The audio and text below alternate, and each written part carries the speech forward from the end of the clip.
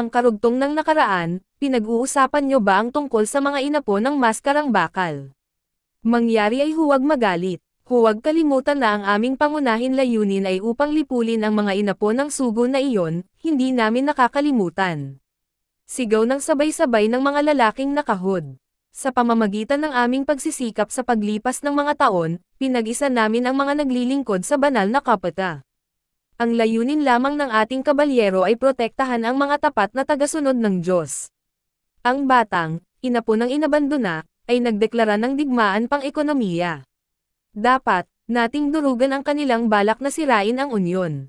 Magsisimula tayo sa muling pakikipagsanib ng kamay sa langit at lupang lipunan tulad ng ginawa natin noon, at balak kong i-renew ang pangako ng alyansa ng kasal. Ano ang iniisip ng lahat? Paliwanag at tanong na tumatayong lider ng grupo. Sumasang-ayon po kami, sabay-sabay muling sagot ng mga lalaking nakahod. Pagkatapos ay itutuloy natin ang planong ito mga anak ko. I'm going to marry Danges na babae sa langit at lupa ng lipunan. Para sa banal na kapata. Samantala, wala na mas maganda pa sa kotse na sira ang preno na nagmamadali pumunta sa isang bangin, habang tinitignan nito ang stocks margins, sa screen monitor. Parang katapusan na ng festival. Nasusunog ang bawat isa. Parang panonood ng crypto bubble hurts na nagdudulot ng chaos sa buong mundo. Noong ika-16 na bangko ang investment ng backbursten at sumanib sa Morgan, na $2 sa isang linggo. Ang mga dakilang conglomerates na minsan sum-ire sa mundo, at Wall Street, ay bumagsak, para sa murang presyo. Na kung paano napupunta ang mga talunan sa cool-headed sa nasabing kompetisyon, kailangan kong maging pantay at cool-headed, karamihan sa kanila ay mga numero sa isang monitor na hindi mo mahawakan, ang pera na hindi kayang pangarapin ng isang individual na sapat para sa natitirang bahagi ng kanilang buhay ay gumagalaw sa aking mga kamay. Kapag ang lahat ay abala sa pag-iikot ng mga bomba sa pag-iisip na ang lahat ay hindi maaaring maging ako, ang mga cool-headed competitors ay maghahabol ng hininga. Sa sanggunian na iulat na $32 trillion na itinago ng super rich IRL mula sa Pandora Paper noong 2021, $32 trillion sa dark funds na nakatago sa mga tax haven. Bulong nito, hindi pa rin sapat, sabi pa nito sa isipan, ang patak ng dugo nito sa karagatan kumpara sa kanila. Tanging isang timbang tubig sa isang malaking tangke. May limitasyon sa halaga ng pera na magagamit ko, wala sino man na 100% na mapagkakatiwalaan ko, kailangan kong laging maging mapagbantay, nang matapos ay tumayo ito, muling tumano sa glass wall, at namulsa ito. Dahil hindi ko alam kung saan o kailan ako hahabulin ng mga kalaban ko. Ang stocks exchange market na ginawa ng sangkatauhan ay minamanipula ng mga kamay na hindi nakikita, may malaking daloy ng pera, at hindi ko ito maintindihan. Lumipas ang oras habang nagpatimpla ito ng kape sa kanyang secretary, habang hawak ang mug ng kape. Ito ay may malalim na bango. CEO rest day po ba ninyo ngayon sa school? Oo, pupunta ako sa mga lecture ko mula Lunes hanggang Miyerkules. Nakakainggit naman po kayo. Nang pumasok ako sa universidad, abala ako sa paghahanda ng aking sarili para sa isang trabaho, so are you going to run now? No sir, hindi po sa lahat. CEO paano po ang inyong kadate? Whatever nakangiting sabi nito, hindi mo sinabi sa akin. Alam kong hindi hahayaan ng mga babae na makatakas ang isang gwapong tulad mo. Nalilito ang mga lalaki. Hindi ang lalaki ang nanligaw sa babae, kundi ang babae ang unang papayag sa lalaki, ang ibig kong sabihin mas active yon mga babae ngayon. Paliwanag ng kanyang secretary. Lumingon naman ito at ngumiti, maya-maya nagtanong ito. Maayos pa ang kapaligiran ng opisina. Opo sir, wala na akong mahihiling pa. Maya-maya ay tumunog ang telepono nito at agad itong sinagot. Hello, yumuko namang ang secretary nito at agad na umalis. Haha, director naging maayos ka na ba? Oo CEO Huang. Salamat sa iyo, at naging maayos ako, busy ka ba bukas? Yung mga aplikante na nabanggit ko sa iyo dati, may mga interview sila na nakaschedule para bukas, aplikante para sa interview. Ulit nito, at bigla ito.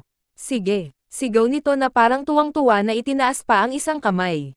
Samantala sa bahay ni Yuri. Habang nakadapa sa sofa panay ang tingin nito sa kanyang cellphone nang paulit-ulit na tila may inaantay na text o tawag na wala naman, lumapit ang ina nito at, dapat ko na yata sirain ang iyong cellphone, naghihintay ka ng tawag ng lalaki, hindi ba? Ano bang sinasabi niyong lalaki? Mom, magaling ako mag-drawing di ba? Ano ba meron? Huwag mong sabihin nagbayad ka para maging top 1 ka sa Art Department of Korea at yan ang sapat na ebidensya. At nakita ko, ang ganda ng painting sa kwarto mo. Sila ay nakita ko at talagang nakakamangha upang ibenta sa isang mataas na presyo kahit na isabit ito sa gallery. Hindi ako ang nagpainting ng mga iyon, may nagbigay po sa akin, ano? Sino ang gumawa? Ang professor ba? Sa kasamaang palad ay hindi ganoon kahusay ang aming professor, then sino ang nagpainting sa kanila? Gulat ng ina nito, muli ay tumingin ito sa cellphone bago ito sumagot. Well, yun lalaking iyon. At matuling lumipas ang araw. Umaga sa MTR building, pumarada ang kanya mamahaling sasakyan, dumating na ang CEO. Please pumasok po kayo, sigaw ng mga security habang mga nakayuko ito, pumasok ito sa private parking at pagbaba nito ay naglakad ito patungo sa elevator, at nang makapasok ito ay nabigla ito sa nagkakagulo ang aplikante na gusto maging artista, at mga manager na mga meron ng hawak na sikat na talent at mga sigaw ng mga nasa opisina, pumili ka. Tatawagan ka, ang pag-interview ng pagkasuno-sunod, oh Lord ano ito, bulong pa nito, naging maganda ba ang make-up ko?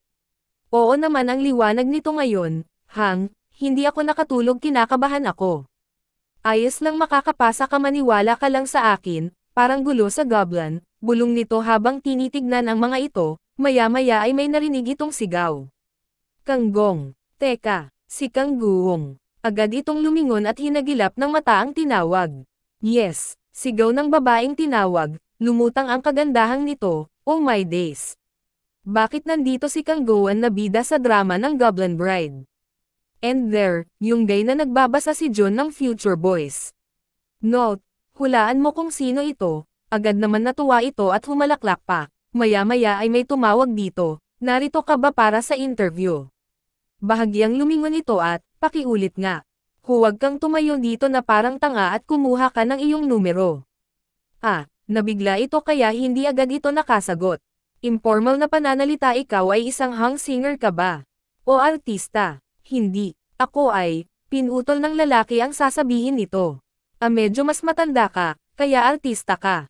Hang, ang gwapo mo. Ginagawa mong parang pusit lahat ng lalaki dito, haha. Nag-iisa ka ba dito? Oo, singer ka ba? Halata naman na singer ako. I'm a future idol, my name is Rehyuk. Ito ba ay alias? O ang bait mo naman? Hang, ang tunay ko pangalan ay Dongjun Ma Dongjun. Ayos lang ba ang tunay mong pangalan? Wala itong masyadong datingan, mas malakas ang dating ng Rehyuk. Dahil ang mga idolo ay may tiyak na imahe ang kanilang mga pangalan ay dapat din ay masigla. Sabi nila hindi siya aspiring singer. Few ang. Ginhawa naman, what's so good? Masyado siyang matangkad para maging idol. I'm sure artista siya. Sa mga visual na iyon ay magkakaroon siya ng posisyon sa gitna, habang pinag-usapan ng mga babae ang ating bida, na wala itong kaalam-alam maya-maya ay ngumiti ito sa kausap, na mas lalo naman nakaengganyo sa mga nakatingin. Oh my! Sobrang gwapo niya. Paano magiging maganda ang balat ng isang lalaki? Sino ba yon? Trainee. Para siyang aktor, paano ang lalaking yon ay sobrang gwapo, bulungan ng mga babaeng nakapansin dito, napalingon ang ating bida nang mahalata nito na siya ang pinagbubulungan ng mga babae, may nararamdaman ako na isang bagay na masaya at papunta sa kung anong mangyayari. Samantala sa gusali ng MTS, sa room 501. Humakbang ito papasok sa loob ng room, pinagmasdan ang loob ng room at napahanga ito, medyo malaki ang ginastos nila. Wala kahit isang butil ng alikabok, bulong nito, maya-maya yumuko ang nasa harapan nito, welcome director, nakahanda na po tayo pumasok sa trabaho. Parang ang daming interviewee ngayon, nakangiting sagot nito. Na-recruit mo ba ang lahat ng kinakailangan mong staff?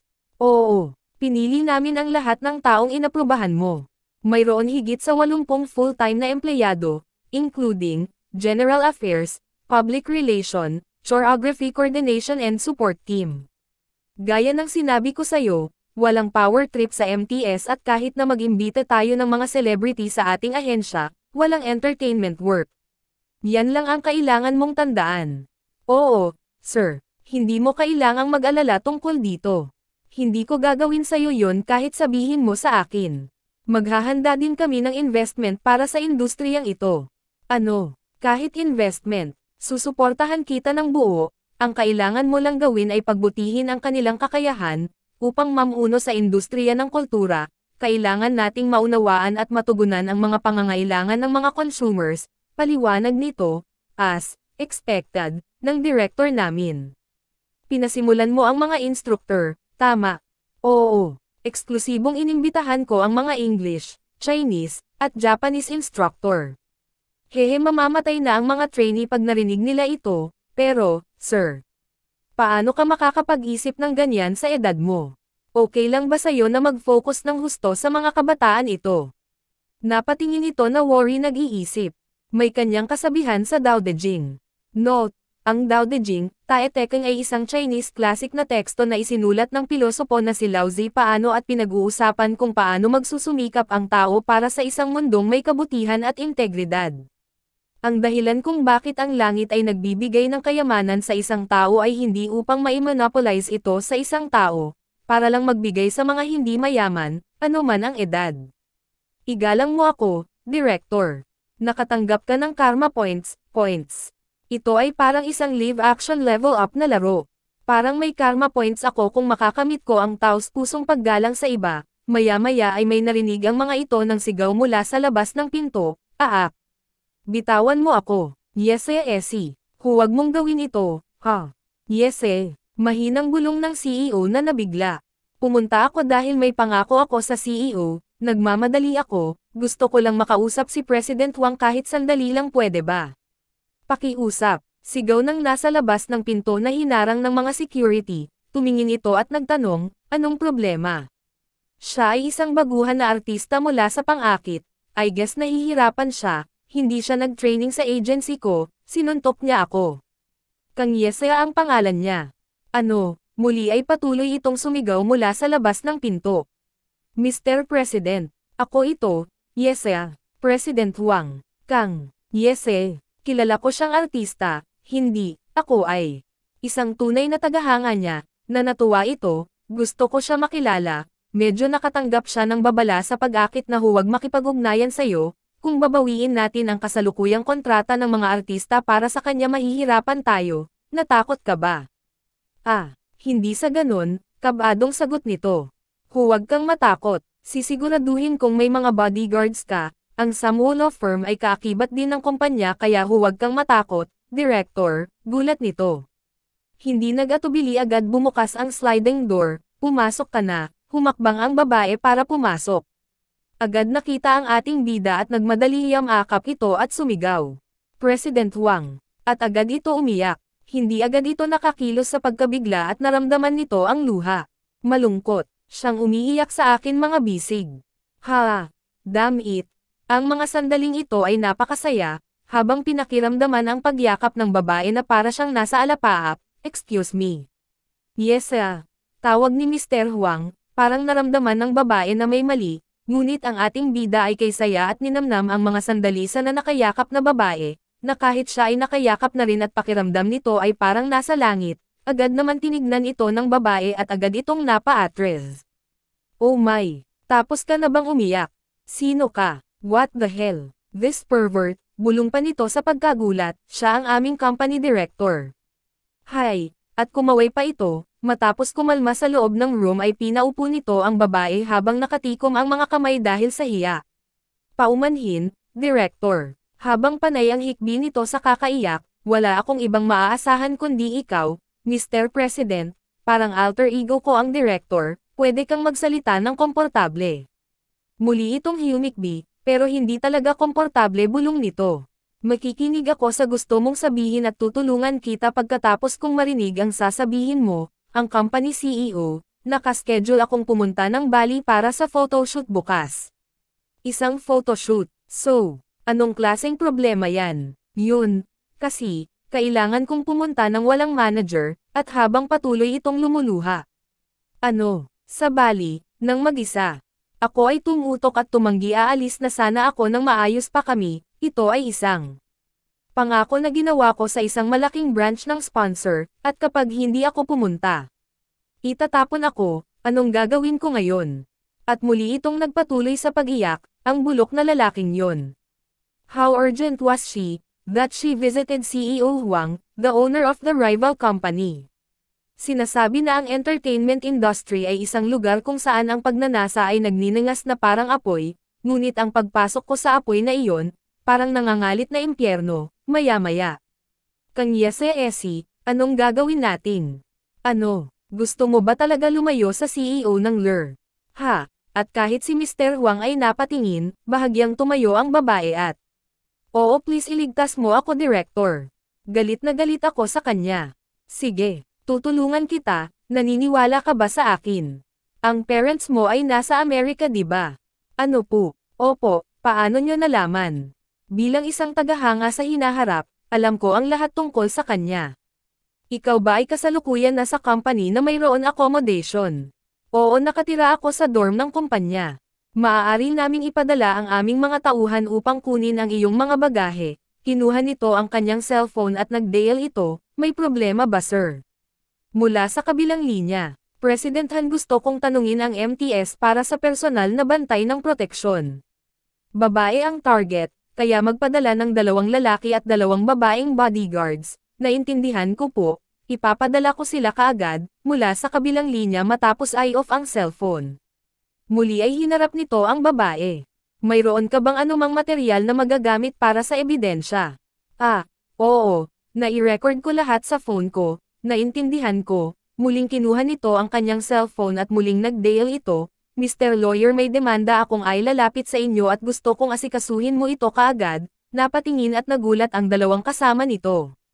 Anong klaseng demanda? Mula sa kabilang linya, idemanda ang pag-terminate ng exclusive contract ng isang actress na pinagbantaan ng kanyang CEO. Ganun ba? Sige, hahanapan kita ng abogado mula sa entertainment industry dalubhasang law firm. Please magpadala kaagad ng isang mahigpit na abogado sa MTS okay? Sagot ng abogado, habang ang 2 ay nakatingin pa rin, matapos i-off ang cellphone. CEO Huang, mahigpit ang security nyo dito diba? Of course mayroon ako. Dito 8 bodyguards, narinig mo ba Kang Yese-esi? Ang lugar na ito ay safe. Oo. Napatingin ang babae na bahagya na wala ang takot, maraming katanungan sa kanyang isipan kung gaano kalakas ang kapangyarihan at yaman at gaano kaimportante ang lalaking nasa kanyang harapan na handang tumulong sa kanya. Also, there's a dormitory in my company building. Sa tingin ko maaari kang manatili doon ng ilang sandali. Nandoon ang headquarters ng security company kaya ito ang pinakaligtas na lugar maliban sa police station.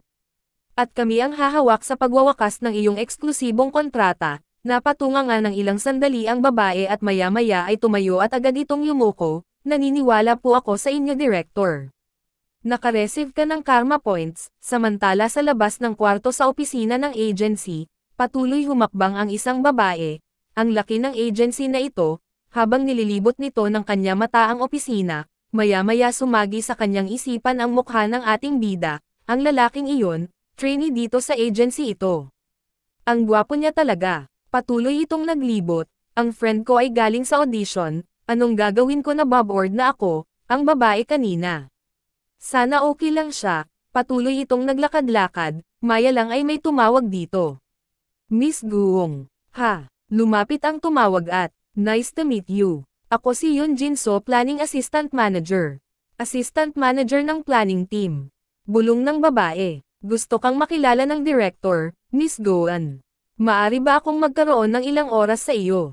Ano?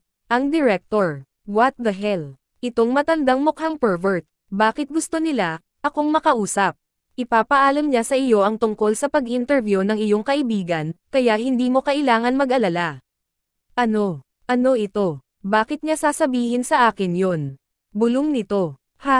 Mukhang okay ka sa kanya, halika na. Nag-alanganin man ay sumama na rin ang babae, at nang makarating na sila ay lumingon-lingon pa ang babae dahil sa paghanga nito sa loob ng opisina ng director. Director, dinala ko na po siya. Welcome Kang Goan Esi, Agad naman nagpakakilala ang babae, "Hello, my name is Kang Goan." Hindi na natapos dahil nang makita niya ang mukha ng direktor at nabigla ito, nang laki ang singkit nitong mata. Teka, hindi ba yon ang lalaking ito? Naisip mo na bang maging celebrity? Ang superhit na drama ni Kang Goan na Goblin Bride will be released in 9 years. Pumirma siya ng 10 taon kontrata na may paunang bayad na 100 million won. Samantala kay Vladimir, "Hang, anong problema?"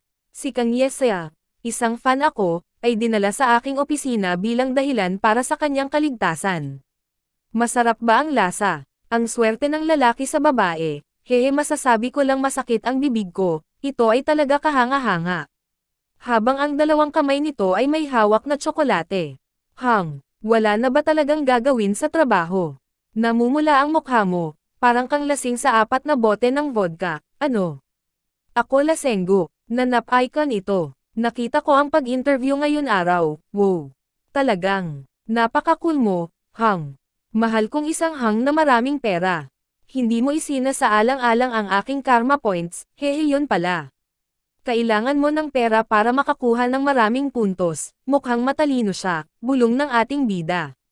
"Nakuha ko na. At nga pala, hayaan mo akong magtanong sa iyo ng isang tanong, oo, ano ang gusto mong itanong? Para sa isang ka-level mo, pwede ka bang mag-hack sa mga ahensya ng gobyerno?